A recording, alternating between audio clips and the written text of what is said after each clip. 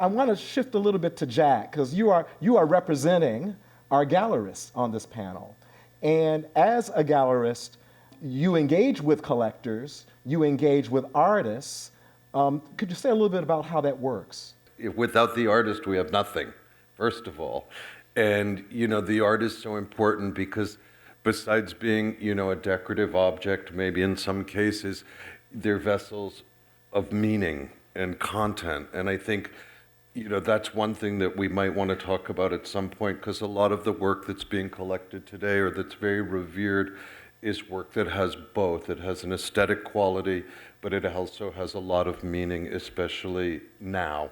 So that's really important. And finding artists that you think are really smart and making really good work is very important. And as a gallerist, I have to choose things, but also exhibit them. And then, not everybody likes everything. So it's about, believing in it enough to defend it.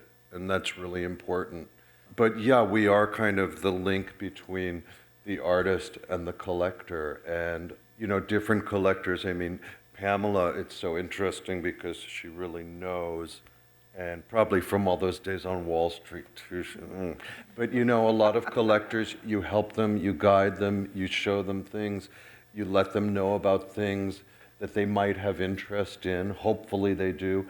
And sometimes it takes years and years for people to come along. Sometimes the artists are so ahead of us that it takes a while for, the dust to settle down and people go, oh my God, yes, that's so interesting.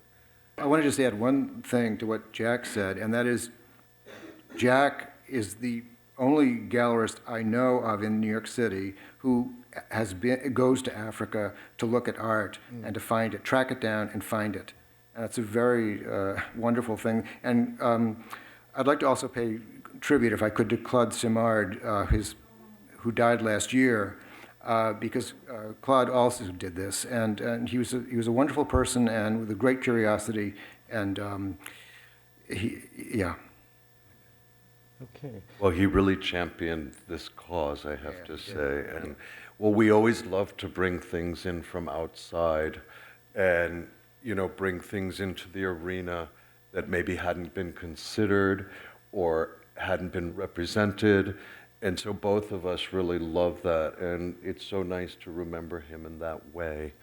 But yeah, we made a lot of crazy trips, looking at a lot of things, and going far, far, far to find something that wasn't quite what we were looking for. It was interesting, I was talking to Trevor earlier about how studio visits happen, and sometimes when you go to cities, there's the one person who's going to tell you everything to look at. But, I prefer, and then somebody else comes back to the city and they tell the same person to go see those same artists again.